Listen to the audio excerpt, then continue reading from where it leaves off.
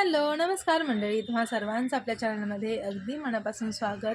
सकाळची वेळ आहे आणि इथे बघा आपल्या गुलाबाच्या झाडाला सुंदर असं फूल आलेलं आहे.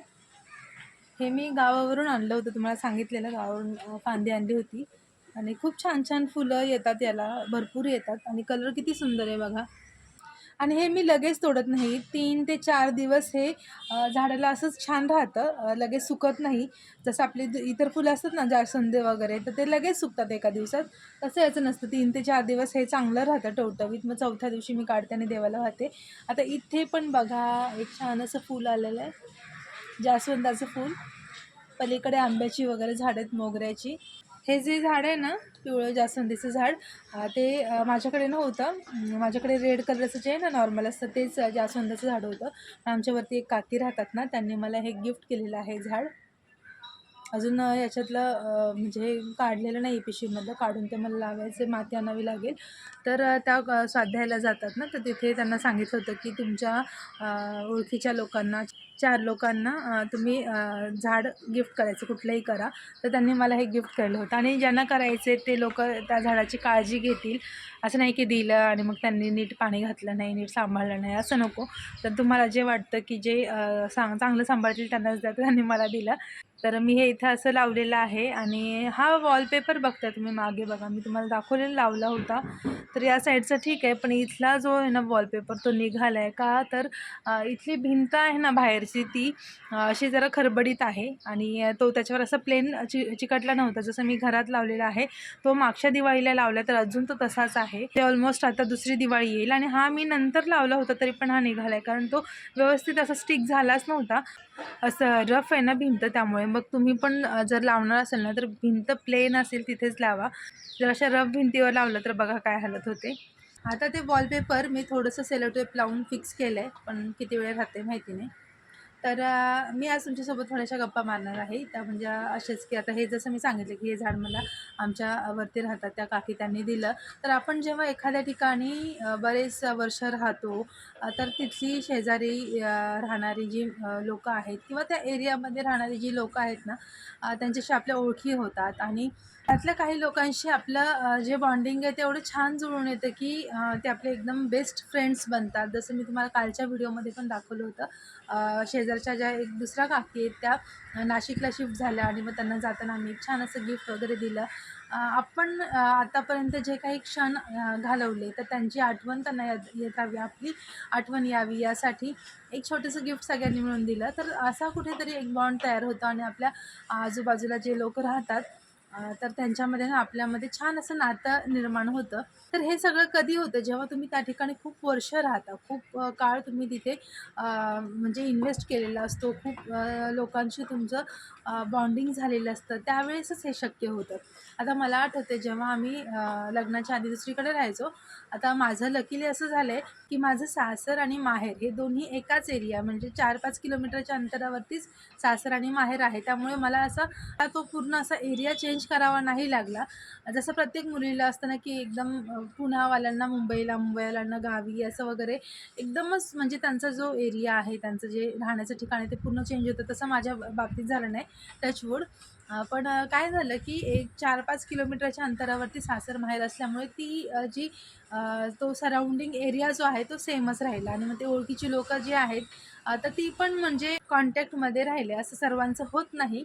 पण मला आठवते की आम्ही लहानपणी जिथे राहायचो ना, तर तिथून आम्ही जेव्हा इथे शिफ्ट झालेलो, तर 1-2-3 किलोमीटरचंच अंतर होतं. पण तिथून निघताना आम्हाला इतकं म्हणजे वाईट वाटत होतं आणि सगळे शेजारी पण आले होते आम्हाला म्हणजे जाताना वगैरे भेटण्यासाठी. म्हणजे मी शाळेतही जात नव्हते तेव्हापासून तर माझं FY होईपर्यंत मी त्याच ठिकाणी राहत होतो आणि मग तिथून येताना थोडंसं वाईट वाटत होतं. त्यानंतर मग इथे शिफ्ट झालो आणि नंतर लग्न झालं. याच एरियामध्ये मी माझं घर घेतलं, त्यामुळे एरिया सेम राहिला.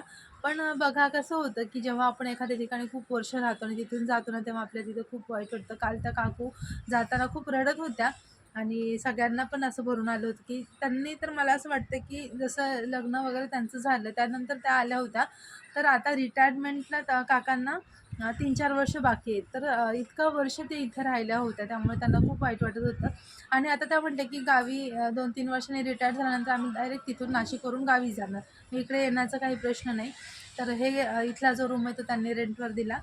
तर असं होतं बघा, कधी-कधी आपली काही लोकं अशी असतात ना, की त्यांच्याशी आपलं काही नातं नसतं, पण आपलं एक असं बॉन्ड बनतं, की आपल्याला ते सख्ख्या नातेवाईकांपेक्षा जवळचे वाटू लागतात. कारण बघा, बरेच लोकं पैसा कमवण्यासाठी आपलं गाव सोडून सिटीमध्ये वगैरे शिफ्ट झालेले असतात, आलेले असतात आणि मग इथे आल्यानंतर त्यांचं गावचे जे नातेवाईक आहेत त्यांच्याशी थोडंसं डिस्टन्स निर्माण होतं. म्हणजे प्रत्येक वेळेस तुम्ही गावी लग्न असेल, कोणाचा काही दुसरा कार्यक्रम असेल, तर प्रत्येक वेळेस तुम्ही जाणं शक्य होत नाही किंवा खूप रेअरली तुम्ही जाता.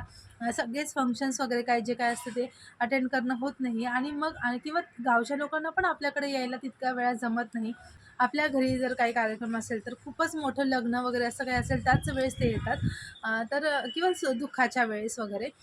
तर प्रत्येक छोट्या-छोटीचं आता बड्डे काय असं छोटं-मोठं असेल, पूजा वगैरे साधी आहे, सत्यनारायणची पूजा आहे, तर त्यावेळेस ते गावावरून कोणी एवढ्या लांब येऊ शकत नाही.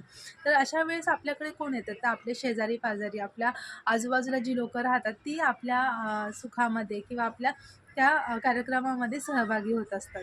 आणि हे कित्येक वर्ष होत असतं. म्हणजे आपलं जे मेन जो काळ असतो आपल्या आयुष्याचा, आपलं तरुणपण वगैरे, तर तो सगळा काळ आपला ह्या लोकांच्यामध्ये गेला असतं. मग त्यामुळे मला कधी-कधी असं वाटतं, की नातेवाईकांपेक्षा जास्त ही लोकं आपल्या जवळची होतात. कारण की आपल्यावर जर काही संकट आलं किंवा काही आपल्याला प्रॉब्लेम आला, तर त्यावेळेस आपल्याला गावचे लोकं जे असतात, येतील खूप मोठे असतील, पण त्यांना तितकं पॉसिबल नाही होत आहे, की तुमच्या छोट्या-मोठ्या प्रॉब्लेमसाठी ते तितक्या लांबून येतील. तर त्यावेळेस आपल्याला आपल्या आजूबाजूला जे लोकं राहतात ना, तेच उपयोगी पडतात. त्यामुळे त्यांच्याशी आपलं जे रिलेशन आहे ना, ते चांगलं नेहमी ठेवलं पाहिजे. कारण बघा, जर तुम्हाला घरात काही प्रॉब्लेम झाला, तर पटकन तुम्ही शेजाऱ्यांनाच आवाज देणार ना. गावच्या लोकांना तर तुम्ही बोलवणार नाही, की असा-असा प्रॉब्लेम आहे आणि या आणि ते येऊ पण शकणार नाही, इच्छा असतानाही.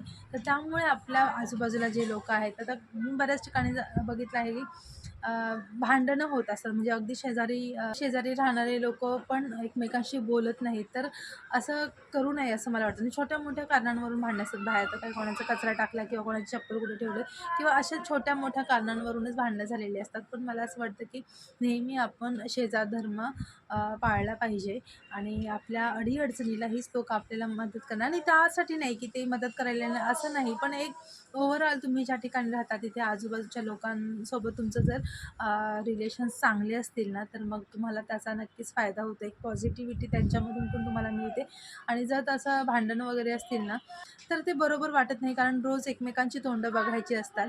आता बघा पहिला जो काळ होता ना, त्याच्यात एकमेकांच्या घरी येणं-जाणं किंवा चाळीतलं जे घरं आहेत त्यांच्यामध्ये एकमेकांच्या घरी येणं-जाणं, काही आपल्या घरी बनवलं की त्यांच्या घरी देणं, त्यांच्या घरी काही बनवलं स्पेशल असं काही पदार्थ, तर तो शेअर करणं हे सगळं चालत होतं. आता तितकं चालत नाही. म्हणजे फक्त काही मोठं असेल कार्यक्रम किंवा कोणाला काही प्रॉब्लेम आला तरच मग आपण एकमेकांकडे जातो.